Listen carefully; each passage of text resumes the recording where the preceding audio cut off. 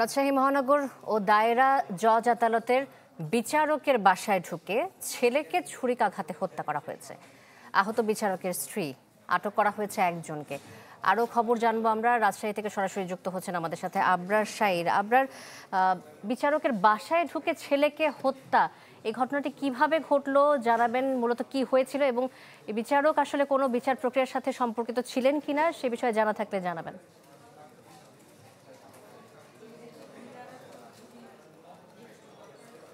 ঘটনা শুরু হয়েছে 3:30 থেকে। যিনি মারা গেছেন তার নাম তাওসিফ রহমান সুমন, 16 বছর বয়স।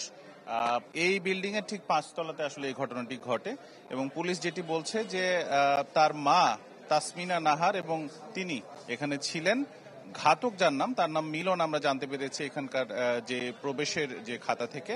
এবং পুলিশ যেটি বলছে যে কোয়ান্টাম ফাউন্ডেশনের সাথে যুক্ত ছিলেন তারা, এবং এই লোক যিনি ঘাতক তিনি মাঝে মাঝে টাকা চাইতো তাদের কাছে এসে। এই বিষয়ে 6 নভেম্বর আসলে সিলেটের সুরমা থানায় একটি জিডিও করেছিলেন বিচারক আব্দুর রহমানের স্ত্রী, যিনি বিচারক তিনি রাজশাহী মহানগর ও দায়রা জজ আদালতের একজন বিচারক। পুলিশের মুখপাত্র রয়েছেন এখানে, আমরা একটু আপনার সাথে কথা বলতে চাই। একটু যদি জানাতেন যে আসলে ঘটনাটা কি এবং কেন ঘটলো, এটার সাথে অন্য কোনো সূত্র আছে কি? আমরা প্রাথমিকভাবে যতটুকু জানতে পেরেছি, বাড়ির দারোয়ানের সাথে কথা বলে, যে একজন লোক যার নাম লেমন মিয়া, সে 2টা বা 2:30টার দিকে এসে জজ সাহেবের ওয়াইফের ভাই পরিচয় দিয়ে এখানে প্রবেশ করার কিছুক্ষণ পরেই সেখানকার যে কাজের বয় সে তাকে দৌড়িয়ে এসে বলে যে তারা মারামারি লাগছে। এমন অবস্থায় সে এখানে তালা দিয়ে বাইরে যায় দাঁড়ায়। এরপরে কিছুক্ষণ পরে সে লোকজনকে ডাকলে এসে তাদের উপর থেকে আহত অবস্থায় চিকিৎসার জন্য নিয়ে যায়। এখানে লিমন মিয়া সে নিজেও আহত অবস্থায় আছে, জজ সাহেবের ওয়াইফ আহত আছে, আর জজ সাহেবের ছেলে মারা গিয়েছে।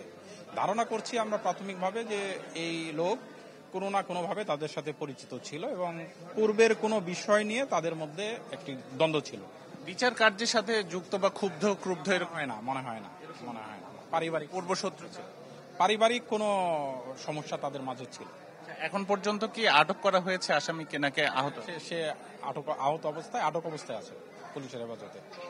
আপনার রাজশাহী মেডিকেলে সে ভর্তি আছে। যিনি মারা গেছেন তার বয়স কত? 13-14 হবে। অনেক ধন্যবাদ। গাজীউর রহমান আমাদের সাথে কথা বলছিলেন। আমরা যদি একটু দেখাই, 5 তলাতে আসলে এই ঘটনাটি ঘটে এবং এখানে আনার পরে তাকে রাখা হয়েছিল এবং ছুরিকাঘাতে এখানেও প্রায় আধা ঘন্টা সময় এখানে ছিল এবং 4টার পর তাকে হাসপাতালে নেওয়া হলে সেখানে তিনি মারা যান। পুলিশ এখন পর্যন্ত বলছে যে একজনই ঘাতক ছিলেন এবং তিনি তাদের পূর্ব পরিচিত, এবং একজন আমাদেরকে জানিয়েছেন যে কোয়ান্টাম ফাউন্ডেশনের টাকা ডোনেট করার সূত্র ধরে আসলে সেই লিমনের সাথে তার পরিচয়। তো এখন পর্যন্ত ছিল আমার কাছে রাজশাহী থেকে। আবরার, ধন্যবাদ আপনাকে। আবরার শাইর রাজশাহী থেকে যুক্ত হয়েছিলেন আমাদের সাথে, বিস্তারিত জানাচ্ছিলেন। ঢালাইয়ের সেরা প্রিমিয়ার সিমেন্ট।